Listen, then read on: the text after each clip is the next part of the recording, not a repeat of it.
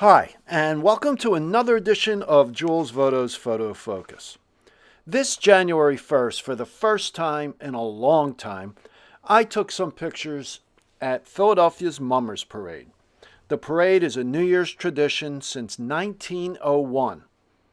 Now, when I worked for a weekly newspaper in South Philadelphia, I would spend the entire day photographing the parade, which would start early in the morning and run into the evening.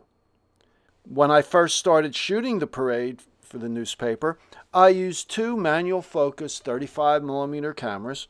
Then I went to autofocus 35s and finally to DSLRs. This parade was the first time I used a mirrorless camera, the Nikon Z8, with the 24-200 Z-mount zoom, a lens I've talked a lot about lately in several videos, and I'm going to put a link in the description below to some of those videos talking about the 24-200. Now, I shot this parade as a spectator. When I worked for the paper, I would get credentials, I could go out into the street, and I would need to get names, especially if there was just a few people in the picture. I'd have to get individual names and what group they were with. Now, in this parade, there are 5 divisions: the wenches, the comics, the fancies, fancy brigades, and the string bands.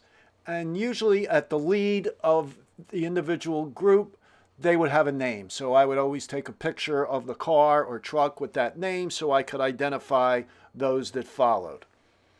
Now, this was a lot easier. I didn't have to worry about doing that this time. I was just shooting for myself, just because I hadn't done it in a while, and also because I wanted to see, how it would work out with the Z8. And it worked out very well. I just had the one camera, the one lens, and I took a spare battery. And I was there for, hour and a half to 2 hours, and I was photographing the fancies. Now, I was doing this as almost anyone would be able to do. From within the crowd, I tried to make my way up front towards the barricade. They had barricades on either side of the street to keep the spectators from getting into the street. And I not only photographed the parade, I photographed some of the people watching the parade. And it was great having that 24-200, to go from 24-200 to be able to isolate individuals and also to shoot the larger groups. Now, the main purpose of this video is not to talk about the parade, basically just to use it as for visual purposes, but to talk about something that I've been seeing quite a bit of lately on social media, whether it be Facebook or YouTube channels or questions on YouTube or just individuals that question me. And it's always about settings. What do I use for a certain situation? What do I use for indoor basketball? What do I use for outdoor soccer? What do I use for a wedding? And people are wanting to know, what do the professionals do? And there's no setting that professionals use. You tailor it to the individual situation and also lighting conditions. Now, on this particular day at this parade, it was cloudy. There was no sun out. So there weren't those deep shadows. There wasn't a lot of contrast. So I used just matrix metering, shutter priority, and I picked a fast shutter speed to stop any movement. Just basically that. I used autofocus, single autofocus with face and eye detection. And that was it. There was no secret formula. There was no secret setting that was used. And I think people are too concerned, well, what do the pros use? What lenses do they use? This was a 24-200, fairly inexpensive, under $1,000 zoom lens. I have a 70-200 2.8, which is very expensive, but I didn't want to lug it to this. I didn't want to carry that heavy lens, and then I would have needed another body with something wider. And when I shot these parades as a professional for the newspaper, that's why I carry two bodies. I had one body with a longer lens. Probably mostly I used an 80 to 200 2.8 at that time, and then had a wider lens, either a 35 to 70 or a 28 to 72.8. So I had everything covered, but that was a heavy combination. Especially I was there, like I said, I was there better part of the day, and I was pretty tired at the end of the day. I also had a notebook, of course, to keep track of the names and so forth. So this was really a lot of fun to shoot it this way. But I think people are just so concerned with, like I said, what professionals do.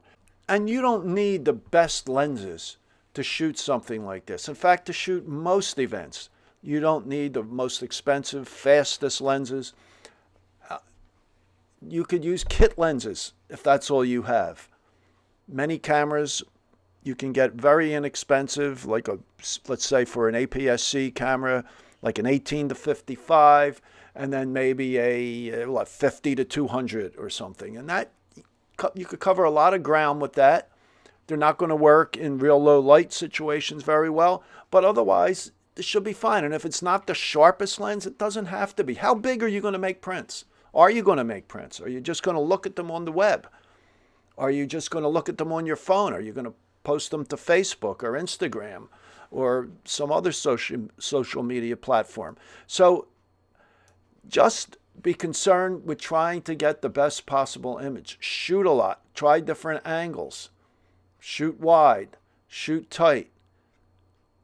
Experiment. Now, I didn't do it on this particular day, but back when I was shooting the parade, I would take a flash with me and sometimes would use rear curtain sync, especially, of course, when there was a lot of movement. Some of these groups, they would be dancing. Other times, I would turn off the flash and just use a slow shutter speed to pick up some of that movement. Or if the action was going, let's say, left to right in front of me, I would use a slow shutter speed and pan the camera to try to keep the subject sharp, but let the background blur a little bit to try to give an indication of movement. So what I suggest is just go out there and have fun. If you're shooting your kid's basketball game, just try to get the best possible shots. If you could get on the court, under the basket, let's say, if they'll allow you to do that, great. If you have to shoot from the stands, that's fine too. Shooting from the stands, you're going to need, a little bit longer lens. Under the basket, you could probably get by with a 50 or even something a little wider.